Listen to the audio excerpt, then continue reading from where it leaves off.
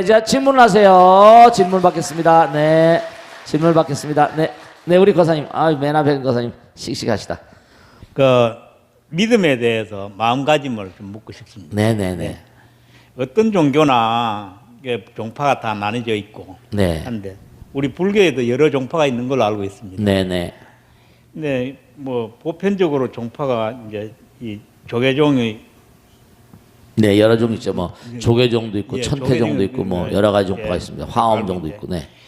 예, 주변의 불자들을 보면은 종파에 따라서 절을 선택하고 네. 예, 하는데 그 기준이 되는 것 같습니다. 네, 그렇습니다. 근데 뭐 이 조계종, 화엄종, 태거종, 뭐 천태종 이렇게 등이 쭉 있는데 네. 이 종파 간의 기본적인 차이가 무엇인지 네. 그것도 궁금하고 네.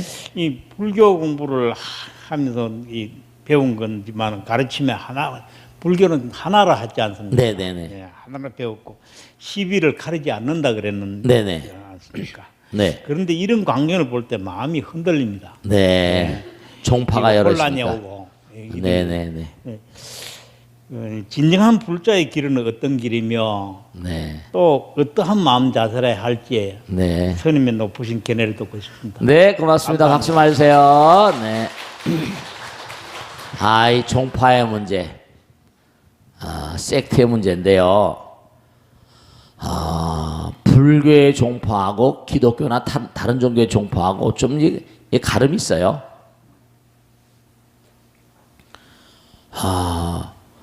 불교의 종파는 불교 경전이 워낙이 많잖아요.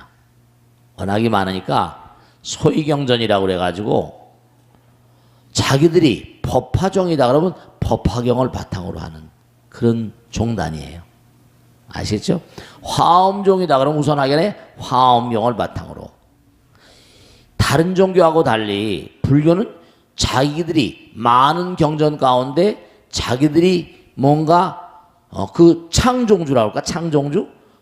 종파를 창종한 그분이 자기들이 이제 연마하던 여러 가지 가르침 가운데 화엄경이 나에겐 정말로 이게 정말로 잘 그렇게 공부가 되고 내가 이 화엄경이 정말로 훌륭한 경전이다 하는 걸 자기들이 이제 자기가 깨달은 거죠. 그래서 이제 우리 조계종이다. 그럼 조계종은 뭔가 하니? 조계선.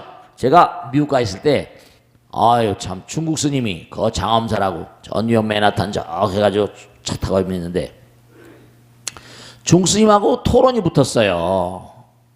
날 보러 그러더라고. 이 사람들도 한국에 조계종 있는 걸 알아요. 그래서 날 보러 그러더라고요. 야, 니들 조계종이고 어디서 나온 거냐? 이래 물어봐요. 조계종이 사실은 육조에는 조계산, 중국의 조계산, 선종이니까 육조해능, 그 조계산에서 이제 이렇게 조계종 이렇게 했잖아요. 지금도 저 송광사 뒷산을 뭐라고 불러요? 조계산이라고, 조계산. 중요한 사실이 통도사 뒷산은 뭐지? 영축산이라고 불러. 영축산. 해인사 뒷산은 가야산, 보더가야. 다 이게 전부 다 그 말들이 사실은 뭐죠? 우리 민족의 얼속에 많이 녹아있지만 다 그게 영축이란 말도 영축산이나 부처님 계시산이잖아요. 조계산, 뭐 이런 중국 뭐 또 해인사, 뭐 가야산. 그런 우리 불교의 종파는 경전을 소위 경전이라 해서 경전을 바탕으로.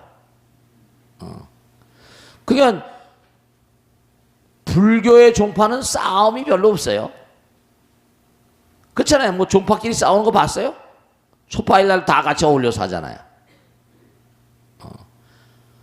근데 이제 하나 특징이 있다면 다른 종파는 뭐냐면 이제 이런 건 하나 있어요. 뭐 조계종이냐 아니냐 이렇게 따지고 하잖아요. 그 대만 스님이 너 그 조계종 다 중국에서 온 거 아니야? 그 맞아요, 사실은. 우리나라에서 생겨난 게 아니까. 그래서 이제 이어받아서 온 거니까. 근데 우리가 이거 독특하게 발전시킨 거니까. 근데 이제 문제는 뭐냐면 조계종이라는 종파하고 다른 종단을 보면 다른 종단도 무슨 독신으로 가는 스님들이 많이 계세요. 근데 조계종은 유독하게 독신을 철저히 고집하죠. 태고종이나 이런 종파들은 전부 다 뭔가 이제 거기도 혼자 결혼하지 않은 스님들 많이 계세요. 근데 이제 거기는 장가를 간다 하더라도 뭐죠? 그냥 용인을 하는 거죠. 그건 독신이나 여부에 대해서 너무 심각하게 반응을 하지 않죠. 그 대충 이제 이게 맞는 말인지 안 맞는 말인지 저는 잘 모르겠습니다만은 어떤 스님께서 그러시는데 그 기준은 좀 별로인 것 같지 않냐 그런 생각이 있는데 조계종 빼고 다른 종파는 다 장가도 괜찮다고 그런다. 모르겠어요. 다른 종단의 어떤 그런 그 종원종법을 잘 모르니까. 어쨌든 조계종이란 종파만은 독신을 유지하지 않으면 제적이 되거나 제명이 되거나 이렇게 됩니다. 그러니까 제가 봐도 그런 건 하나 있어요. 왜냐하면 가정을 유지하면서 뭘 하다 보면 제일 들어 보면 다른 종파 스님들 보잖아요, 그죠? 그럼 제가 조계종이라서 꼭 그런 건 아니고, 공부하기도 힘든데 거기다 부인까지 있고 아이까지 있으면 그게 스트레스를 얼마나 받겠어요.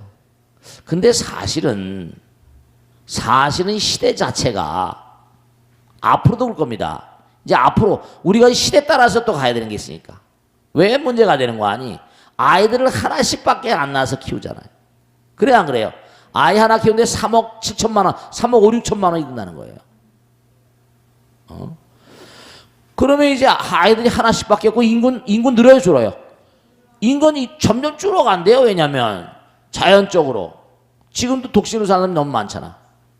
그러면 스님들 되는 사람이 지금도 격감해 있습니다. 비구니들은 지금 너무 숫자가 작아요. 비구니 스님들은 몇 분의 1로 줄었다고 그러대요. 그러니까 문제는 뭐냐면 이게 앞으로 이 조계종이란 종파가 어떻게 흘러갈지 저도 미지수인 거예요. 새로운 스님이 자꾸 유입이 돼야 되는데 이게 잘 안 되면 이 조계종단도 쉬운 상황이 아니지 않을까 싶습니다. 다른 그런 그 종교들도 다른 종교들도 종파가 많아요. 예를 들어서 보면 원래 카톨릭에서 나갔잖아요, 다. 루터나 뭐 스빙을 후세 가지고 또 거기서 뭐고 하니 또 막 분할이 됩니다. 장로회니 뭐 성결회니 많잖아요, 그죠? 그러니까 그들도 뭐냐면 똑같아요. 카톨릭은 지금도 독신을 유지하잖아요. 그 다음에 루터 저박 같은 전부 다 뭐라? 전부 다 장가들잖아요. 목사님이 해가지고.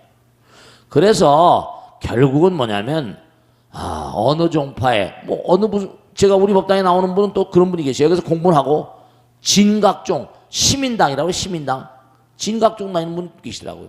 그러니까 종파라고 하는 것이 자기들이 공부하는 어떤 소위 경쟁이 전부 다 차이가 나기 때문에 그런 것인데 여러분이 이런 종단의 어떤 분열상이라기보다 잘 판단하셔서 훌륭한 스님을 모시고 훌륭한 법을 따라서 열심히 가고 그 다음에 얼마나 훌륭한 그런 공동체를 형성하는 그 불자들이 얼마나 훌륭한가 여러 등등을 잘 고려한 다음에 그래서 따라가시는 게 올바르겠죠. 안 그렇습니까? 네, 마치겠습니다. 다음 또 질문 받겠습니다. 누구신가? 손 들어보세요. 네, 다음 질문 손 들어봐. 오케이, 저 뒤에 계시다. 노령화 사회에서 요즘에 이제 노인 문제를 다루는 여러 기업이나 사업들이 많이 생겨나고 있는데요. 네, 그렇습니다. 네, 최근 들어서 스타트업 열풍으로 노인들을 위한 스마트한 기기들이 많이 생겨나고 있는데 스님들께서도 노인들에 관한 법문을 많이 다루시고 있는 걸로 알고 있습니다. 네, 그래요. 네, 스님 이런 추세라면 노인들을 위한 스마트한 업종이 유명할 것 같은데. 유명할 것 같지. 네, 유명할 것 같은데 특별한 아이템 하나 있으면 알려주세요. 대박 터질 만한 걸로요. 자, 박수로 봐주세요. 네. 그런데 분명히 지금 질문을 잘 하셨는데 뭐냐면 아이들이 점점 안 나오잖아요. 근데 노령화 사회니까 점점 나이가 많이 드시잖아요. 그러면 어떻게 하니 건강은 점점 몸에 대한 관심을 굉장히 많이 가지죠. 무슨 그 헬스센터 이런 데도 막 사람이 넘쳐난대요. 나이가 막 60대 70대 된 사람들 와서 막 엮기 들고 난리라는 거예요. 또 그리고 뭔가 아니 사회복지관 같은 데 우리도 마찬가지지만 할머니들이 뭔가 할머니들이 와서 뭐라 슬로우 퀴퀴 하기도 하면 뭐 춤도 배우고 살사 댄스도 배우고 막 이러세요. 그러니까 몸은 정말 분명한 사실이 운동을 많이 하셔야 돼요. 운동을 많이 하게 되면 그만큼 근력이 강해지잖아요. 운동을 하시게 되면 수명이 늘어나는 건 분명해요. 근데 이 늘어나는 수명을 어떻게 우리가 이걸 이제 잘 살아갈 수 있을 것인가? 이게 참 중요한 거죠. 여러 가지로 어떠한 업종이 유명할 것인가? 그 스님이 기업가가 아니니까 잘 그런 생각 안 해봤습니다만 우선 첫째로 중요한 것이 나이가 든 사람들 그냥 나이 먹게 할 수가 없잖아요. 노는 것도 살사 댄스다, 헬스 클럽이다, 수영이다, 뭐 다 좋습니다. 근데 중요한 사실은 제가 볼 때는 이제 앞으로 저도 그런 생각을 많이 하는데 나이가 들면 들수록 공부를 시켜야 돼요. 무료하게 보내게 할 수 없잖아요. 그리고 또 하나 나이 들기 전에서부터 지금 치매가 몇십만이라고 하는데 앞으로 2030년, 2040년, 50년 가면 몇백만으로 늘 거랍니다. 치매가 굉장히 심각하고도 신중한 어떤 배려가 필요한 병이에요. 근데 이 치매는 우리가 노력을 하게 되면 극복을 할 수 있는 점들이 있거든요. 촉이라거나 치매. 그러니까 이제 앞으로는 여러 가지 그 문제들 가운데서 나이가 들면 건강하게 사는 게 중요하잖아요. 100살 사는데 골골하고 매일 아파보면 어떡해. 그러니까 첫째로 뭐냐면 제가 생각에는 몸과 마음의 양면의 건강을 도모하는 그런 차원의 아이디어를 자꾸만 개발해야 될 것이다. 교육 프로그램이라거나. 그 또 하나 이분들이 먼저 남편이 먼저 오래 살다 보니까 남편이 먼저 둘이 같이 갈 수는 없는 거거든. 둘이 한날 한시에 가는 분 계세요? 그렇지 않아요. 그 어떤 면이 뿔뿔이 가다 보니까 외로운 사람들이 많이 생겨요. 외로운 사람들이. 그러니까 외로운 사람들을 뭔가 뭐 요즘에 뭐 초혼, 재혼, 뭐 결혼 상담소 있지만 나이가 7, 80 된 사람들, 6, 70 된 사람들 뭐 결혼하고 그런 건 쉬운 일이 아니잖아요. 여러 가지로 생각을 많이 하고 재산 문제도 있고 그러니까 아이들이 싫어한다고요. 여러분 재혼 같은 것도 아이들이 어렸을 때 재혼이 제가 직접 그런 걸 많이 봤는데 재산 있고 그런 집들은요. 그 재혼을 막 막더라고요. 심지어 재혼하는 상황에서는 뭔가하니 계약서를 다 써요. 들어와서 요즘엔 뭔가하니 들어온 연한이나 뭐 이런 계산해서 또 상속에 대해서 인정하기도 하지만 그래서 전반적인 흐름을 볼 때 노인들의 건강 문제에 대한 어떤 이데아 같은 것도 굉장히 중요하겠죠. 근데 우선 불교적인 관점에서 얘기한다면 마음의 병이 몸의 병이니까 우선 병이 들어있는 상태는 모르겠지만 우선 제가 볼 때는 이런 나이 든 분들을 위한 어떤 형태건 간에 공부할 수 있는 지속적으로 지난번에 뭐 메가스타딘 해가지고 애들 강남에 학원 강사하던 이 친구가 일어나가지고 그 어마어마한 돈을 벌어버렸어요. 애들한테 보편적으로 막. 그래서 이제 재미나게 뭐 프로그램을 짜든지 뭘 해가지고 요즘에 뭐 애들 위한 학습 방법이 많이 있잖아. 그러니까 의견을 모아가지고 어떻게 하면은 나이 든 사람들을 지속적으로 목숨이 닿는 날까지 교육을 시킬 수 있을 것인가는 교육 프로그램을 개발하는 종교를 막론하고 예를 들어서 중요한 게 있는데 하나 나이가 들면 말씀이죠. 내가 언젠간 떠나야 된다는 사실을 알기 때문에 종교에 많이 귀하게 됩니다. 종교를 많이 생각하게 되니까 종교에 대한 뭐 불교, 기독교, 가톨릭 해가지고 뭔가 나이 들은 사람들을 위한 프로그램을 정성스러운 마음으로 잘 개발한다고 한다면 그것도 교육 프로그램인데 큰 돈 안 들이고도 왜냐 교육 프로그램이니까 큰 돈 안 들이면서도 뭔가 이 사람이 필요해. 그러니까 인재가 필요합니다. 많이 생각해야 돼요. 지난번에 힐라리 지금 뭐 힐라리 있잖아요. 그죠? 뭐 클린턴의 그 부인 있잖아요. 스미소니아인데 미국의 무슨 대학의 친구인데 자기 우린 법당에 왔었지 왜? 유엔 재단의 최고 총책임자입니다. 어디 콜로라도 주인가 어디에 상원의원이었어요. 그 부인이 힐라리하고 동창이더라고요. 근데 이 사람이 요가를 오래 했어. 요가를 잘 알더라고요. 그 얘기를 쭉 하다 보니까 그 요가나 명상 미국이나 한국이나 애들 교육에 관한 건 엄청나게 관심이 많습니다. 그런 불교 프로그램 같은 거 아이들을 위해서 개발하면 참 좋을 거다. 대박, 지금 대박. 그러니까 첫째로 뭐냐면 노인들을 위해서 끊임없이 뭔가 아닌 노라리로 돌릴 게 아니라 종교라거나 이런 방면에 뭔가 관심을 가지고 그들을 위한 교육 프로그램을 꾸준히 개발해서 교육을 시키고 그런 사람들 또 모아가지고 같이 뭔가 대화도 나누고 공동의 장을 만들고 하는 그런 패턴 같은 거. 사실 그는 돈이 많이 드는 게 아니거든. 아이들을 위해서 뭔가 이렇게 교육 프로그램 뭐 돌리는 거 있잖아, 그지? 학습지 돌리는 거 있지. 그런 것처럼.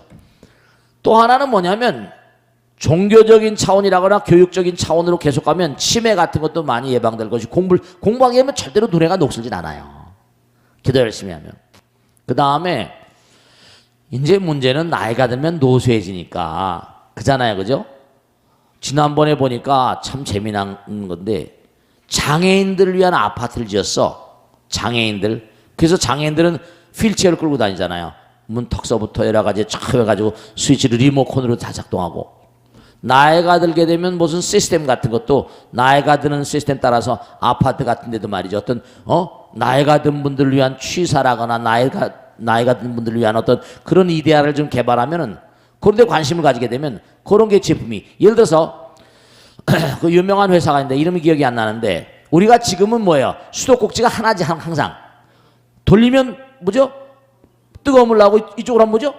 찬물 나오잖아. 원래는 옛날에 찬물 뜨거운 물이 가랑이 뭐죠? 2개였었습니다.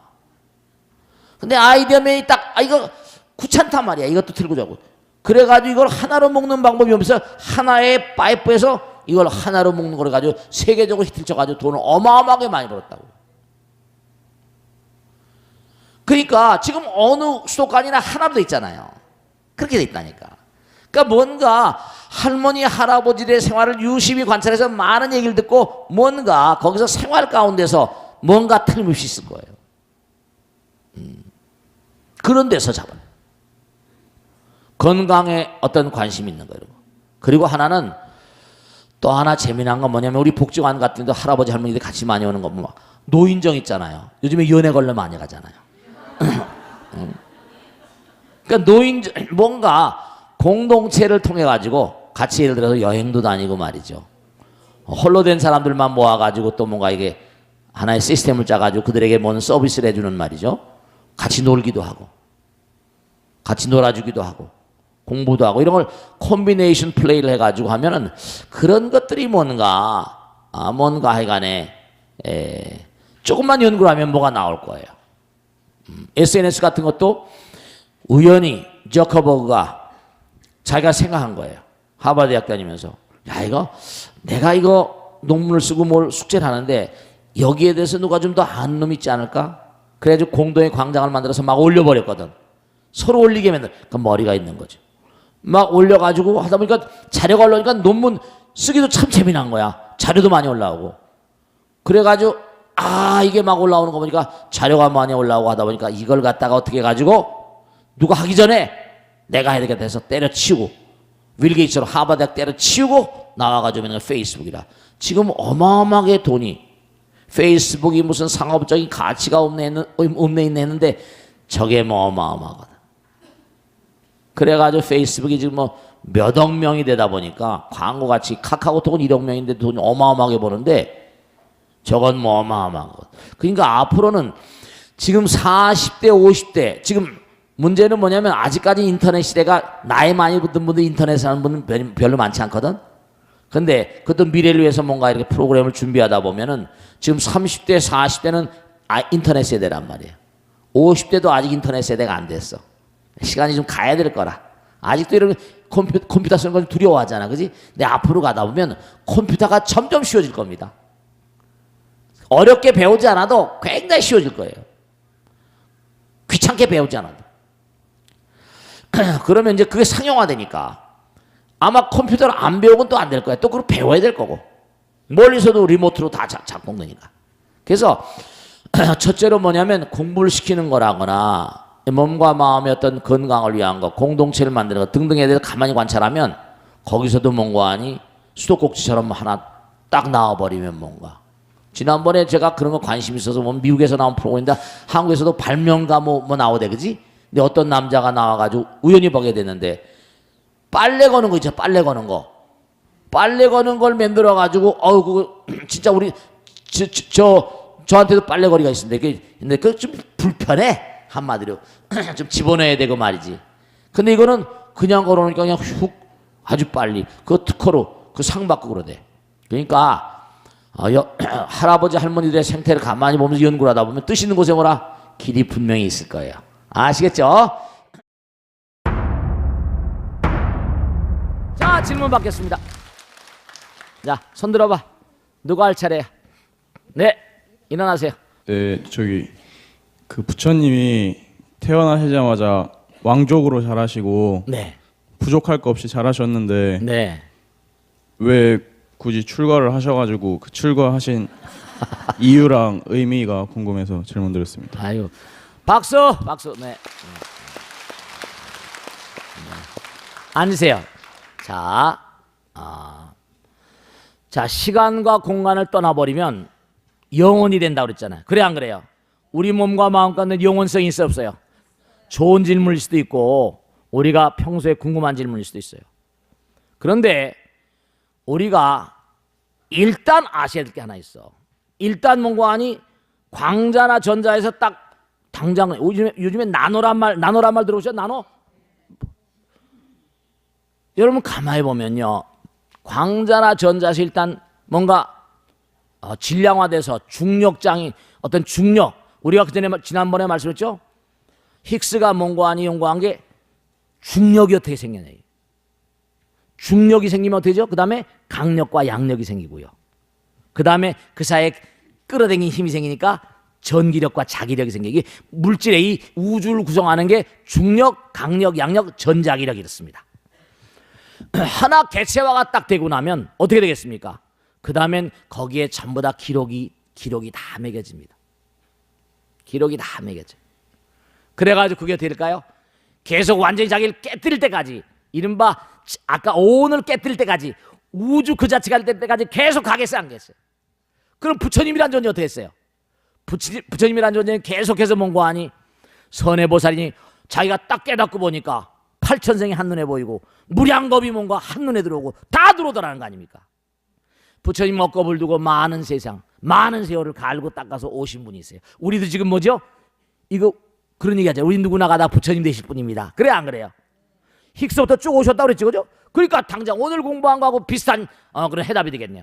계속 오다 보니까 금세 자기가 가빌라의 왕자로 태어났는데 마음 가운데 전생서부터 먹었던 원력이 있었겠어요, 없었겠어요? 그럼요. 여러분의 마음 가운데도 저 애타하는 그 정말 물에 빠진 그런 그 아이들 너무 애타하잖아요. 그래 안 그래요? 그런데 사실은 우리가 다 물에 빠져 있는 고해 떠다니는 배를 타고 있다니까요. 무량 중생들의 고통을 보면서 아픔을 계속 생과 생을 거듭하면서 내가 중생을 제도하겠다는 원력을 가지고 있었겠어요, 없겠어요? 당장 그러니까 저 같은 미물 중생도 이렇게 부처님 말씀을 받들고 머리 깎고 살고, 내 생에도 다시 머리 깎고 다시 부처님 길을 걷도록 해줍사 항상 소원을 하고 살고 있고. 정말 그렇습니다. 세세생생 언제 어느 곳에 어떻게 태어난지 간에 여러분도 다 때가 되면 법화경에 나오는 것처럼 다 언젠가 수행자 같아. 지금도 수행자지만 그러다 보면 그 공덕으로 나라 왕자로 태어날 때도 있어요. 그러니까 신라 시대 때 왕자들이 출가를 많이 했잖아요. 그러면 자기가 왕자고 나라의 왕이 될 거고 그렇지만 이것이 중요한가 저것이 중요한가? 이 나라는 또 누가 이복 동생들이 다스려 되는 거고, 왕이 되면 얼마나 기가 막힌 그런 그 영광을 나라를 다 자기 것으로 마음대로 할 텐데 생각이 좀 달랐던 거죠. 차라리 무량 중생들에게 고통을 면하는 길 일러주는 게 더 의미롭겠구나. 그게 출가하신 거죠. 우리가 삶을 살아가다 보면 정말로 여러분들 생각해 보세요. 뭐 세계적인 부자, 뭐 아까도 말씀드렸지만 뭐 제가 가끔 말씀드리죠. 어마어마한 부자가 워렌 버핏, 뭐 빌 게이츠나 누가 있었다. 세계 최고의 부자들 아닙니까? 근데도 내가 아들 딸들한테 물려주면 아들 딸들이 이거 너무 많은 돈이니까 간수 먹고 살만 하면 됐지. 도저히 친구들이 이걸 관장할 수 있을까 없을까? 에라, 그럴 바에 인류를 위해서 뭐다 회양하고 죽자. 멋있게. 그 친구들은 돈을 이긴 친구들이잖아요. 그런 친구들이 있는 거예요. 돈을 버리고 권력을 버리고 다 그런 친구들이 있을 수가 있다니까. 지금 모두가 다 권력에 무슨 돈에 그냥 세계 전부 다 취해 살지만 이게 아무것도 아니구나를 그렇게 마음에 절절히 느끼는 그런 인간들도 있을 수 있다니까요. 무량중생들을 생각하는 우리 마음 가운데 부처님 계시니까 누구나 그렇게 가시는 겁니다. 다만 시간과 공간의 차이가 있을 뿐, 깨달음의 차이가 있을 뿐. 배신을 하고 음모하고 중상모략하고 하지만 다 때가 되면 그 고통을 자기도 받아가면서 울며 그 길을 가야 되는 거예요. 우린 누구나가 다 마음 가운데 부처님 계시니까. 그러니까 부처님께서도 뭔가 하니 가정을 버리고 아내를 버리고 아들을 버리고 나라를 버리고 우리는 도저히 상상할 수가 없지. 억겁의 인연이라고 말할 수 있어요. 본질적인 어떤 충동이라고 말할 수 있고, 충동이란 말은 아니라 본질적인 수행의 소산이라고 말할 수 있고, 충동이라는 금방에 뭐 이렇게 되는 거지만 뭐 마음 가운데 부처님의 힘이 밀어제끼는 거지. 밀어제끼는. 모든 중생들을 하나로 생각. 결국 하나를 깨달아 보시는 분이니까. 하나를 아시는 분이에요. 하나를 깨달으신 분이니까. 우리는 아직도 그 길을 가려면 거리감 있고 시간이 내 것을 따지고 내가 최고다, 네가 최고다 이러버리고. 광활한 우주, 우리가 사는 지구, 욕계, 색계, 무색계, 무량한 이 우주가 다 전부가 다 그러한 단계마다 아까 말씀드린 우리 밑바닥에 광자, 전자 이렇게 쭉 뭐 원자, 분자 이렇게 올라가는 것처럼 단위가 다 있잖아요. 그럼 마찬가지로 우리가 있지만 점점 가벼워지면 점점 부처님께로 가까이 가는 마음을 딱 색즉시공 뭐죠? 공즉색. 보이는 것과 보이지 않는 것 이게 다 하나니까 점점 그렇게 하나가 돼가는 과정으로 가는 거예요. 그러니까 비상 비비상처정이라 대상을 보려는 번뇌가 없다. 부처님 경계고 없는 건 아니다. 약간 왔다 갔다 미세번뇌 남아있고 비상 비비상처청해가지고 다음에 무색계 다음에 또 뭐 이렇게 가고 하는. 그전에는 끊임없이 빙글빙글 돌면서 윤회라는 걸 우리가 얘기하고 있잖아요. 그러니까 부처님은 뭔가 억겁을 두고 갈고 닦다 보니까 불교에서 나오죠. 화엄교에 보면 마정수기 수기를 받고 이른바 말하면 이제 앞으로는 빠꾸하지 않고 계속 앞으로만 갈 수 있는 불태주, 물러남이 없는 그런 자리를 지나서 가다 보면 관정주라고 그래가지고 십심, 십주, 십주의 맨 마지막이 관정주잖아요. 십행, 십회양, 십지 등강묘각 해가지고 그 길을 우리는 지금 가고 있는 거라고. 그 부처님은 다 가서 완전히 마스터하신 분이니까 무량한 정말로 무량 중생들을 내 아들 딸이라고 얘기하시고, 아들 딸이죠. 커야 되니까 나의 원하 분신 변자, 나의 분신이라고 그랬고, 그 부처님께서는 무량 중생들에서 몸과 마음을 다하셔서 지금 계속 이렇게 우리들에게 끊임없이 항구적으로 법문을 하고 계신 거예요. 아무리 아까도 말씀했죠. 아무리 많이 벌어봤자 지금도 죽음이 우리 삶을 떠받치고 있고 그 죽음은 또 그 밑에 삶이 그 죽음 또 그 죽음이 계속 단계적으로 힉스 생멸하는 순간순간 떠받치고 계속 올라와서 이렇게 있고, 또 우리가 또 여기서 이 수많은 죽음 가운데서, 여기 수많은 죽음이죠. 여기서 뭐예요? 이 수많은 죽음 가운데서 또 이제 한 차원 더 높은, 또 한 차원 더 높은, 한 차원 높은. 그래서 영원으로 가고 이렇게 되는. 그래서 또 뭔가니 거기서 또 이렇게 계속해서 뭔가니 부처를 끊임없이 키워낸 도장 같은 거예요. 이 우주가. 그러니까 우리가 결국은 끊임없이 응보라는 차원, 정말로 지은 바업은 사라지지 않습니다. 금생에 들어서 금생에 받는 것도 있고, 금생에서 내생에 받는 것도 있고, 삼생에 가서 100천만 겁이 지난다 하더라도 지은 바업은 사라지지 않아서, 에이 내생이 어딨어? 야 웃기지 마. 이제 지나고 보면 언젠가는 정말로 혼줄이 나올 때가 있고, 정말 절절히 고통받을 때도 있고, 그렇게 되는 겁니다. 부처님께서 왜 거짓부렁에서 지옥이라는 게 뭐 없는 데도 있다고 하셨겠어요? 이 3계 육도가 있다고 그러죠. 아시겠죠? 자, 그 정도 되고 다음 질문 받겠습니다. 다음 질문. 자, 다음 질문 받겠습니다. 제가 질문 드릴 내용은 네.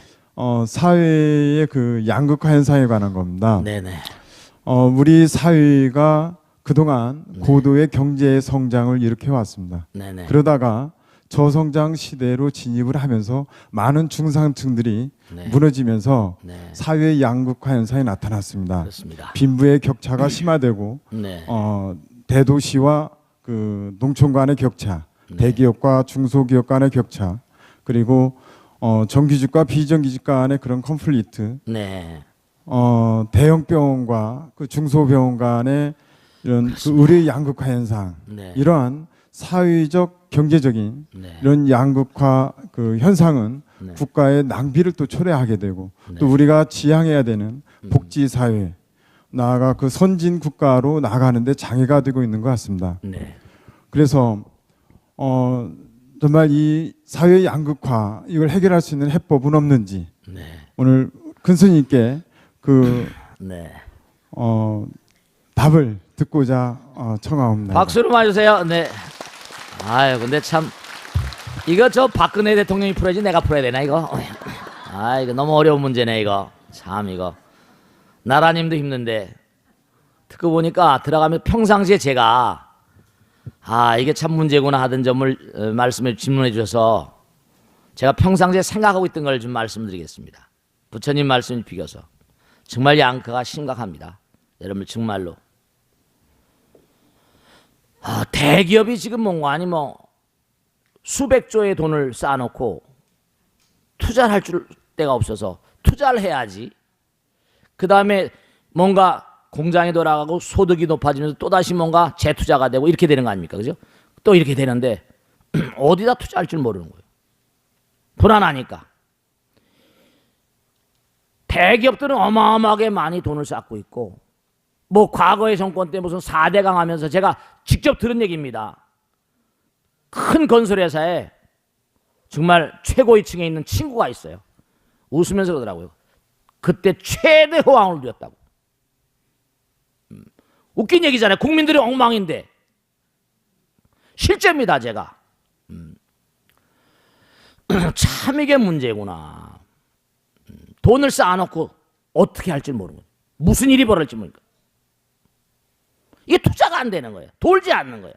국민들이 팍팍한 거예요.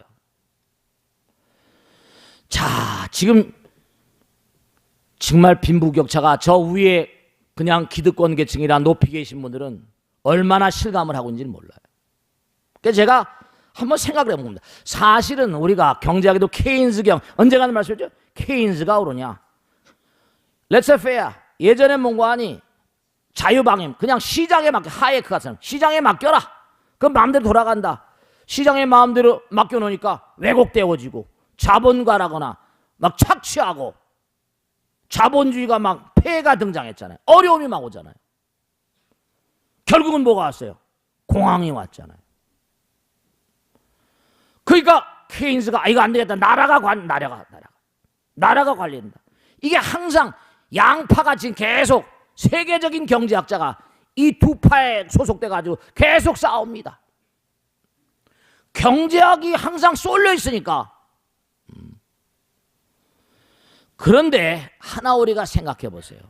저 먼 과거로부터 대한민국은 그래도 어쨌든 발전해 나왔잖아요. 많이도 죽고 많이도 살고 많이도 전쟁하고 많이도 괴로워하고 많이 희생당하고 많이 헌신하고 그래 안 그래요? 미국도 마찬가지잖아요. 미국도 뭔가 아니 독립해가지고 역사는 짧지만 전 세계 짧으니까 오히려 장점이었던 거죠. 전 세계 사람이 없으니까 막 받아들이고 전부 다 기회의 땅처럼 해가지고 전 세계에서 막 인재들이 흘러들어오니까 어때요? 교육제도를 탁월하게 해가지고 여러분 미국이 왜 제퍼슨이라고 하는 토마스 제퍼슨을 그렇게 정말 조지 워싱턴 못지않게 존경하는 이유가 있는지 아십니까? 헌법에 박아놨거든요. 미국 헌법에 뭐라고 박아놨어요? 도시를 개척할 때마다 학교 부지를 만듭니다. 이 학교 부지는 학교가 들어올 때까지 절대로 전형을 못하게 박아놨어요. 그러니까 하버드 출신으로 스탠포드 있잖아. 돈을 어마어마하게 벌어서 야 내가 하버드에 좀 돈을 거액을 기증하겠다 했더니 하버드 위원회에서 뭔가 아니 네 돈은 필요 없다. 그냥 피파라 돈 번 돈이니까 이 사람이 돈을 긍정적이지 못한 방법으로 벌다 보니까 네 돈을 뭔가 아니 우린 받을 수가 없다 그래가지고 이 사람이 어때요? 좋아 그러면 그래가지고 샌프란시스코 세너제이 부근에 어때요? 그 땅이 그대로 남아있던 거예요. 학교 건국 당시서부터 그 땅에다 지어가지고 땅을 그냥 주는 거예요. 투자해서 집 짓게 학교 짓겠다 그러면 그 스탠포드 대학이 된 거예요. 세계의 IT 사람이 총 메카가 돼버린 거죠. 학교 부지를 결국은 뭐냐면 제가 그렇게 생각하는 겁니다. 그럼 미국이라는 사회를 가만히 보고 구라파를 가만히 보고 왜 선진국이라는 사회를 봐요? 거긴 뭔가 아니 정말 이렇게 말하면 기득권 계층이 어떻게 얘기할지 모르겠어요. 나는 운동권이라서 꼭 이런 말씀인 게 아니라 미국이라는 사회도 뭐죠? 민주당과 공화당이 뭐죠? 계속해서 뭔가 정권을 바꾸잖아요. 공화당의 정책이 올바르지 않고 이게 잘못됐다면 민주당을 손들어주면 국민들이 뽑아주는 거예요.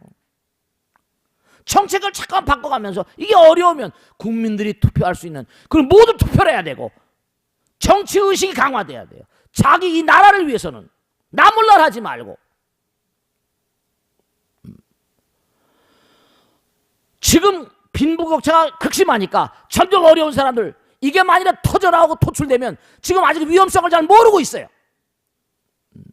저는 피부로 맞닿고 있으니까 제가 강남에 처음 왔을 때 법회라거나 할 때 내가 운동권 출신이니까 운동권 얘기를 많이 하니까 초창기에 재벌 그룹 마누라들이 거의 다 나왔었어요. 저 스님이 운동권 출신이래. 안 나오더라고요. 내가 누구 얘기하는 거예요. 그래서 제가 내가 톤을 좀 죽여야 되겠구나.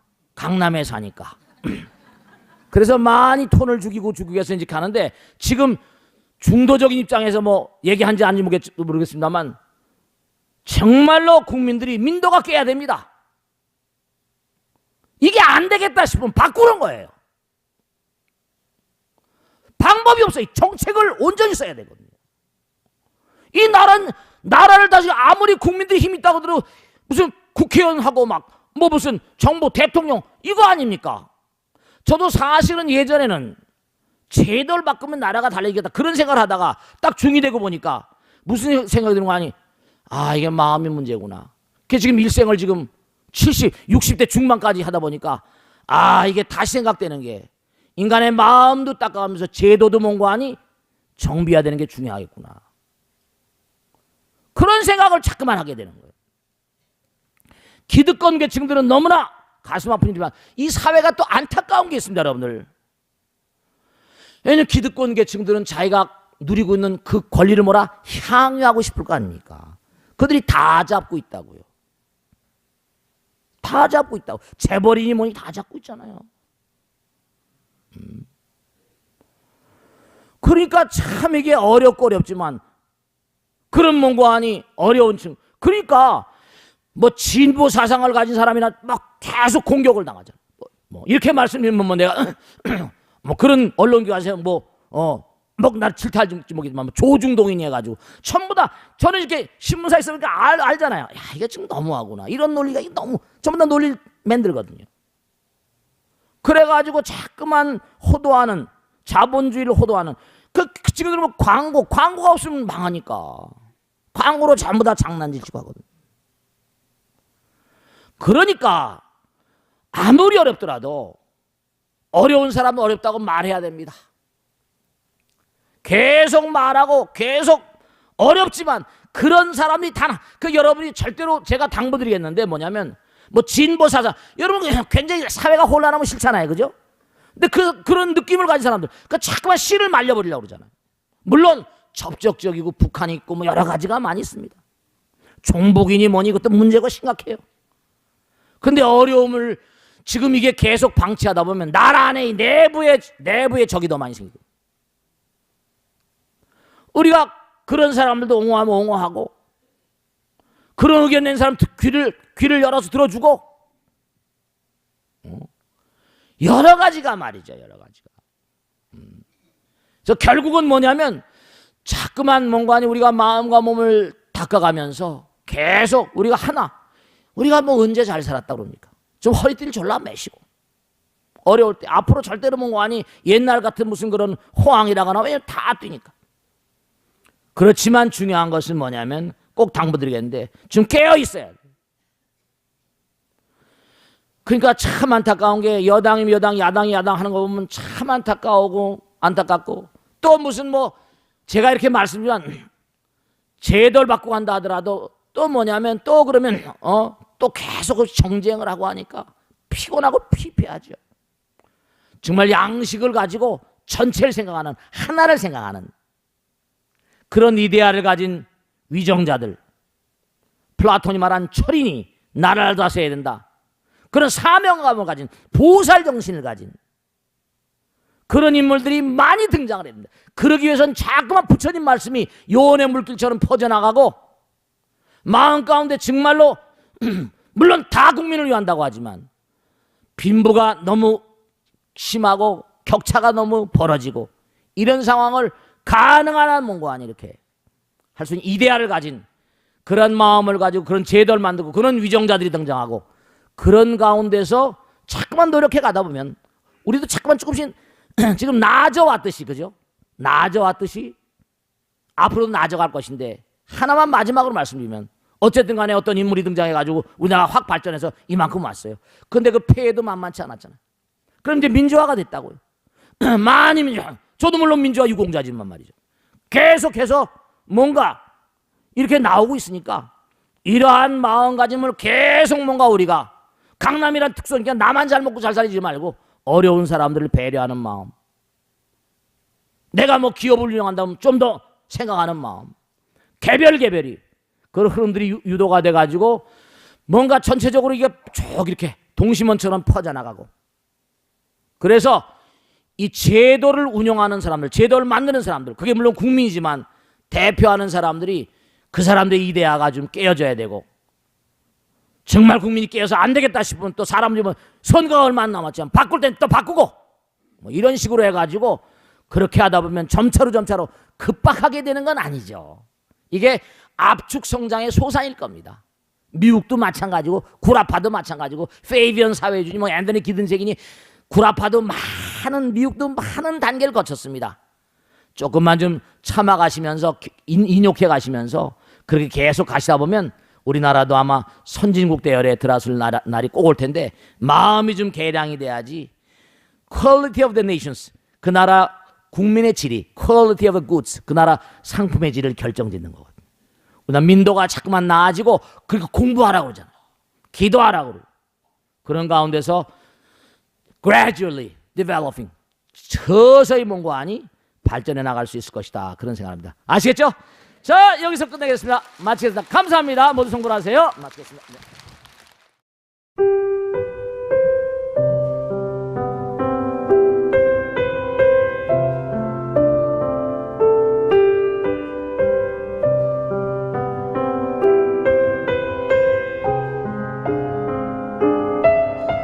불자 여러분 안녕하십니까? 능인선언원장 지광입니다. 이 불교 방송은 정말로 불교의 보배입니다. 부처님의 거룩한 뜻이 무엇입니까?